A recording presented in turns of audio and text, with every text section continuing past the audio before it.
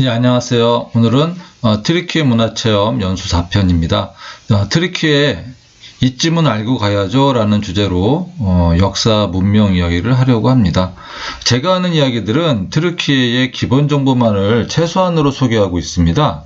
보다 풍부하고 깊은 이야기는 여행 과정에서 또는 여러분의 정보 수집과 공부 이런 노력으로 진한 내용들을 채울 수 있을 거라고 생각됩니다. 꼭 출발하기 전에 그 트리키예 관련 책자라든가 아니면은 그 방송 영상들 유튜브라든가 걸어서 세계 속으로 세계 테마 기행 이런 곳에서 트리키예를 소개하는 그런 영상들을 꼭 시청하시면은 보다 많이 도움이 될 거라고 생각이 듭니다.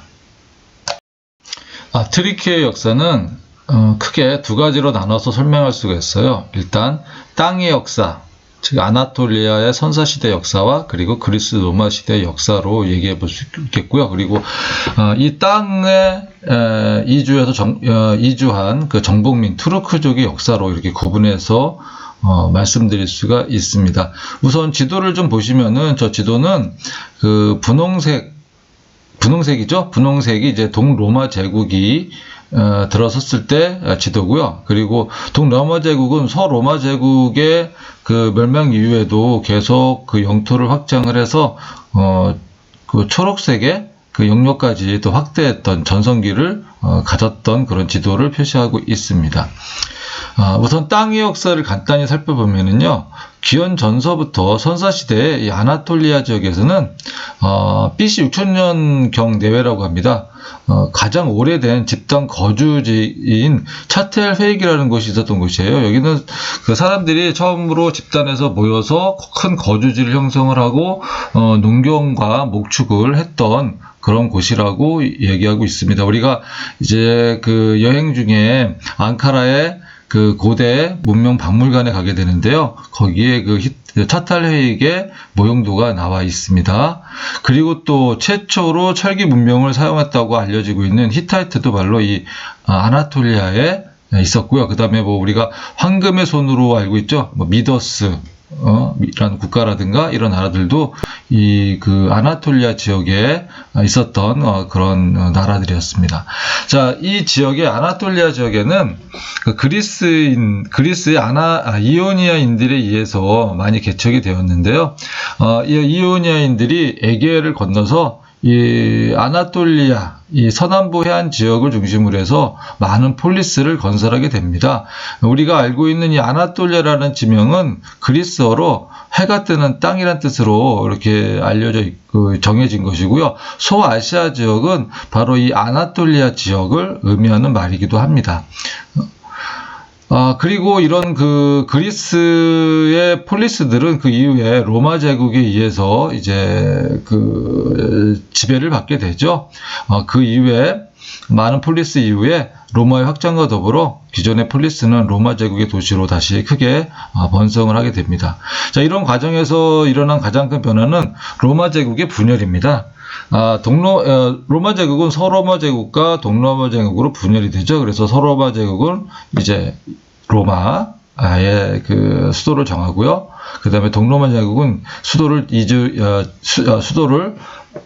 지금의 그 이스탄불인 그 콘스탄티노플로 수도를 정합니다. 그래서 이곳에서 제국의 중심지로서 그 역할을 수행하게 됩니다. 이후 동로마 제국은 서로마 제국의 멸망 이후에도 그 세력을 확장해서 그 이후에 비잔티움 제국 또는 콘스탄티노플 제국으로 불려지면서 그리스도교의 중심지로서 굳건한 그 역할을 했지만은 1453년에 유럽의 오스만 제국의 술탄 메흐메 2세에 의해서 콘스탄티노플이 이제 함락이 되면서 1100년간 유지했던 제국은 사라지게 되죠. 자, 그리고 그 정복민의 국가인 오스만 제국은 그 술탄 그 술레이만 대제 시대 때 그 영역을 동유럽과 북아프리카, 서남아시아 전역까지 영역을 확대하면서 강력한 제국을 형성하게 됩니다. 그렇지만 그 유럽이 식민지 쟁취 시대에 들어서면서 그 과학기술을 발달을 그 기반으로 한 유럽 식민지 쟁탈 시대에 그 전성기를 그 전성기가 끝이 나게 됩니다. 그러면서 1923년도에 술탄제가 폐지가 되고 터키 공화국이 수립이 되죠. 이 과정에서는 세계 1차 대전에서 뭐 삼국 동맹, 독일 제국 편에 섰다가 이제 패전국이 되면서 이렇게 급격하게 몰락이 되는 그런 그 과정을 거치게 됩니다. 그리고 현재는 또 이런 투르키 공화국이죠. 투르키 공화국이 이 땅의 주인으로 자리 잡고 있습니다. 자, 이주민의 역사, 투르키족의 역사에 대해서 간략하게 다시 한번 소개해 드리겠습니다. 투르키족은 원래 그 몽골 위쪽 시베리아 지역에 살던 그런 민족들이죠. 유목을 하던 민족이었고, 그 다음에 그 식량을 구하기 위해서 남하를 해서 중국 그 국경을 넘어서 이제 활동을 하던 그런 민족인데, 중국의 그 지속적인 탄압에 의해서 이 돌골은 서돌골과 동돌골로 이제 분열을 하게 됩니다. 그러면서 이 서돌골에 있던 서돌골족들은 계속해서 중국의 탄압을 피해서 서쪽으로 이동을 하게 되죠. 그러면서 그 지금 오렌지 색깔로 있는 이 중앙아시아 지역을 거쳐서 지금의 이 아나톨리아 지역까지 계속 이주를 하게 됩니다. 이 이주는 한 600년 이상 걸치면서 이주하게 되는데요. 7세기경부터 이주가 서서히 시작이 됐다고 합니다. 그 과정에 중앙아시아에서 투르키어가 중심으로 자리 잡게 되고요. 그리고 또 투르키족 사람들이 이 중앙아시아에서 많이 또 남게 되겠죠. 그리고 결과적으로는 13세기 정도에 중앙아시아를 지나서 아나톨리아에 들어오게 됩니다. 자, 이런 과정에 그때 이제 한창 그 7세기 이후에 그 창시가 된 이슬람교를 만나게 되고요. 이슬람교를 받아들이면서 지금의 투르키가 이슬람교 국가가 되는 어떤 중요한 원인이 되었다고 볼 수가 있겠죠. 자, 이 투르키의 족들이 아나톨리아에 들어오면서 가장 먼저 그 세력을 확장했던 그 나라는 셀축이라고 합니다. 이 셀축은 아나톨리아 전역과 지금의 시리아, 이라크, 이스라엘이 있는 이 지역까지, 서남아시아 지역까지 전부 영토를 확장을 했었는데요. 그 이후에 이 이스라엘을 다시 회복하려고 하는 그 십자군 전쟁이 일어나게 되고요. 그리고 십자군 전쟁으로 많은 국력을 소모했던 이 셀축은 그 이후에 몽골 제국의 침입에 의해서 그 세력이 완전히 약화가 됩니다. 거의 패망한 수준이 되겠죠. 그 이후에 이제 무주공산이 된 이 아나톨리아의 새로운 세력, 그 오스만 제국이 들어서게 됩니다. 그러면서 이 오스만 제국은 지속적으로 성장을 하면서 콘스탄티노플, 즉 동로마 제국이 가지고 있던 많은 영토들을 점차적으로 이제 점령해 나가면서 결과적으로는 이 콘스탄티노플이라고 하는 도시만 남겨놓게 되고 전부 다 주변을 장악하게 됩니다. 그 결과 1453년에 이 콘스탄티노플은 오스만 제국에 의해서 함락이 되면서 역사 속으로 사라지게 되는 거겠죠. 그 이후에 오스만 제국도 이제 사라지게 되고 현재는 투르키 공화국이 수립되었다고 말씀을 드리겠습니다. 이주민의 역사에 대해서 간략하게 살펴보겠습니다. 이주민의 역사라고 한다면은 투르키족의 역사라고 볼 수가 있는데요. 현재 아나톨리아의 주인이죠. 이들은 어디서 왔는가에 대한 얘기입니다.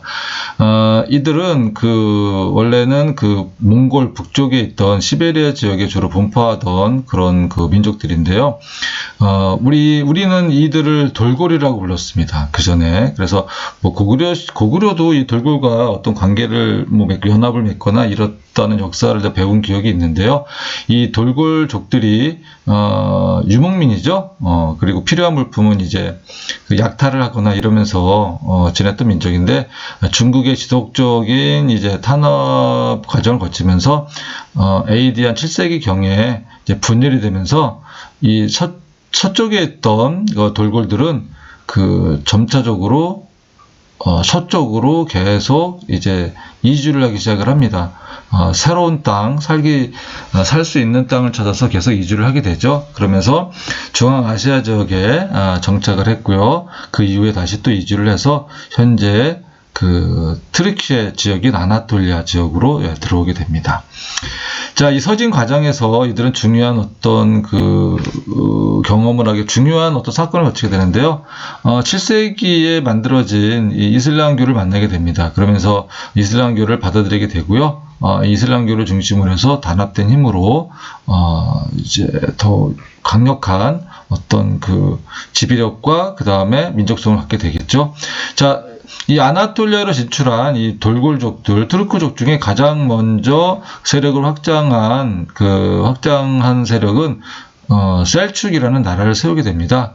이 셀축은 아나톨리아 전역과 그 다음에 뭐 지금의 시리아, 그 다음에 이라크, 요르단 지역 거쳐가지고 굉장히 그 넓은 영토를 확보하고 있었는데요. 자, 이로 인해서 이제 이들의 기독교인들, 그리스도교인들의 성지인 예루살렘을 다시 회복하려고 하는 운동이었죠. 십자군 전쟁을 거치면서 많은 이제 국가의 국력이 소모가 됐고요. 그 이후에 몽골 제국이 이제 침입해 오면서 완전히 그 힘을 잃게 됩니다.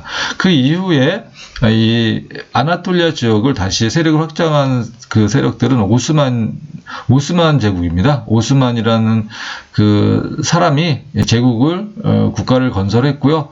그들이 이 아나톨리아 전역을 장악을 하고 그 이후에 현재 콘스탄티노플이 있는 동유럽 지역까지도 확장을 하게 됩니다. 그러면서 크게 큰 영토를 가지고 있던 이 동로마 제국, 콘스탄티노플 제국은 콘스탄티노플이라고 하는 도시만 남겨두고 전부 다 그 세력을 잃게 돼요. 자, 그러면서 1453년에 이제 오스만 제국의 메흐메트 2세에 의해서 함락당하게 됩니다. 그리고 그 이후에 오스만 제국을 거쳐서 현재 트르키예 공화국이 수립되어 있는 상태라고 보시면 되겠죠. 자, 다음 편 얘기로 좀 할게요. 다음 편에서는 1월 6일 도착하는 이스탄불에서 어디를 갈까, 무엇을 할까에 관련된 내용이라고 보시면 되겠습니다. 자, 지금의 모습은 저녁노을에 물들고 있는, 황금색으로 물들고 있는 성 소피아, 우리가 아야 소피아라고도 하죠. 성 소피아의 모습입니다. 저의 얼굴 보이시나요? 아주 즐거워하고 있죠? 저렇게 아름다운 황금 사원은 보기가 어려운 경우라서 너무 즐겁게 보고 있었습니다. 자, 이 성 소피아가 있는 슬타나함의 광장이 우리가 가는 가장 메인 장소라고 볼 수가 있겠습니다. 물론 여기만 가는 건 아니고요. 다른 곳에 여러 곳에 둘러보는데요. 여기가 메인 장소라고 보시면 되겠고요. 참 한 가지 제가 필수 품목 말씀드릴 때 빼먹은 게 있었습니다. 이런저런 이유로 상시 복용해야 하는 약이 필요한 분들이 있죠. 이런 분들은 최소한 보름 이상 먹을 수 있는 약을 미리 챙기셔야 돼요. 특히 처방전이 필요한 약 같은 경우에는 더 그렇겠죠. 물론 트르키에서도 약은 살 수 있지만은 우리가 생각하는 그런 적당한 약을 못 구할 수도 있습니다. 여기에 관련된 아픈 또 사연도 있었습니다. 나중에 기회 되면 말씀드릴게요. 꼭 잊지 말고 필요한 약 꼭 잊지 말고 챙겨주시기 바랍니다. 그럼 다음 편에 더 다시 만나겠습니다.